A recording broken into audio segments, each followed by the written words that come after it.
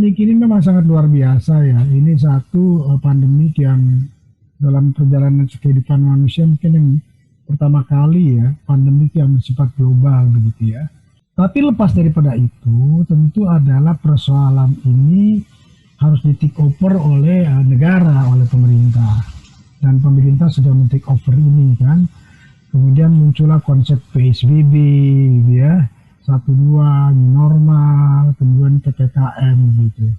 Langkah-langkah yang diambil oleh pemerintah itu kan kita husnuzon ya.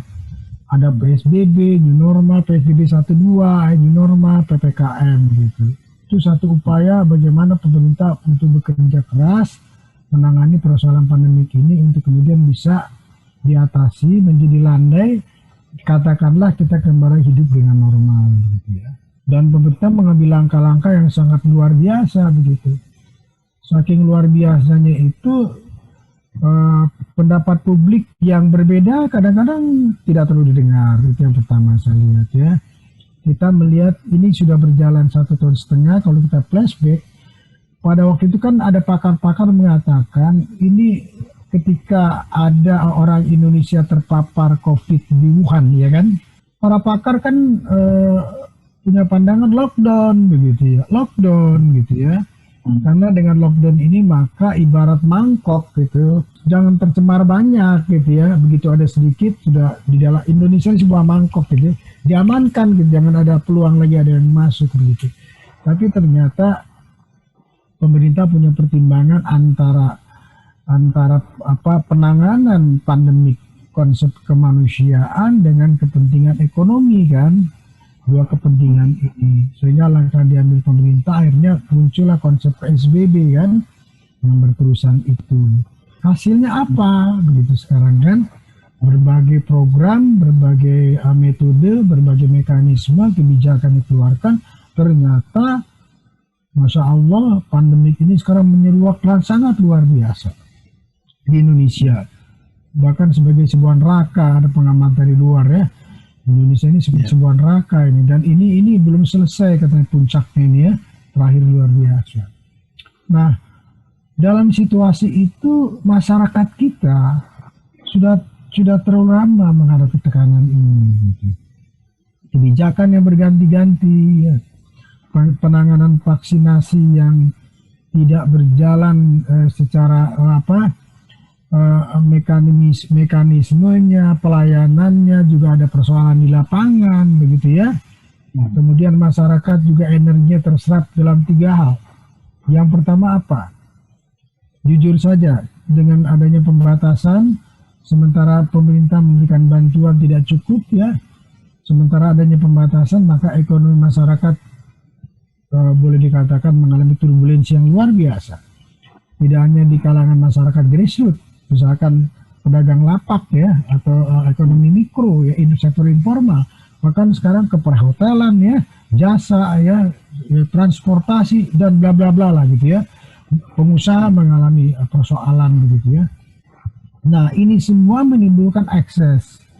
Pertama ekses psikologis ya, yaitu masyarakat menghadapi sebuah tekanan yang sangat besar ya gitu ya, baik tekanan sosial maupun tekanan ekonomi gitu ya.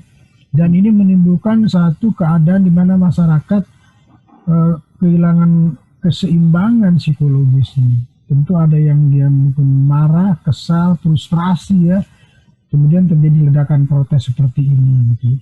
Yang kedua, saya lihat penanganan pemerintah juga tidak sebagaimana yang diharapkan oleh masyarakat di lapangan. Bansos ya, yang menimbulkan masalah berkali-kali ya, tidak tepat sasaran sebagian, tidak semua dapat begitu ya, dan banyak masalah begitu.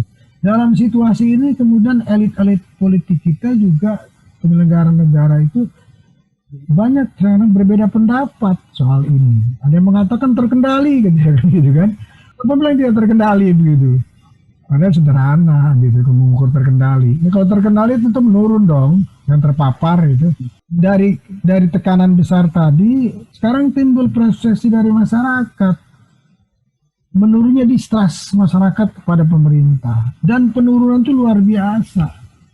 Kalau dulu sering dikaitkan mereka yang tidak sependapat dengan pemerintah, dikaitkan dengan proses pembelahan pasca pemilu katanya 2019.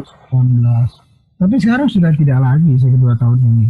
Sudah mulai di arus bawah di berbagai lapisan masyarakat mempertanyakan kebijakan pemerintah ya. Kebijakan pemerintah ini kok menimbulkan ekses yang sangat luar biasa. Itu distrust, menurunnya kepercayaan masyarakat terhadap pemerintah karena pemerintah sendiri mengambil kebijakan. Pertama, yang namanya kebijakan publik itu harus melibatkan publik kan, harus didengarlah itu. Pemerintah punya pandangan-pandangan dari internal pemerintah, tapi justru pemerintah harus mendengar pendapat-pendapat dari luar pemerintah. Karena selama setahun lebih kan pemerintah seperti diberi kewenangan yang sangat luar biasa ya oleh publik. Termasuk ada undang-undang yang kemudian ada semacam kekebalan ya terhadap dana ini kan. Tapi masyarakat bertanya gitu loh, kok ini semakin hari pandemik semakin masif luar biasa ya.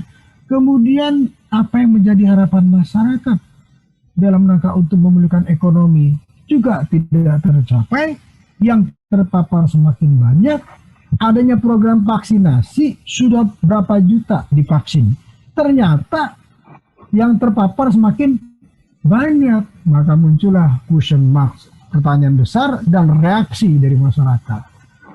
Jadi ini sangat sangat gawat negara kita ini.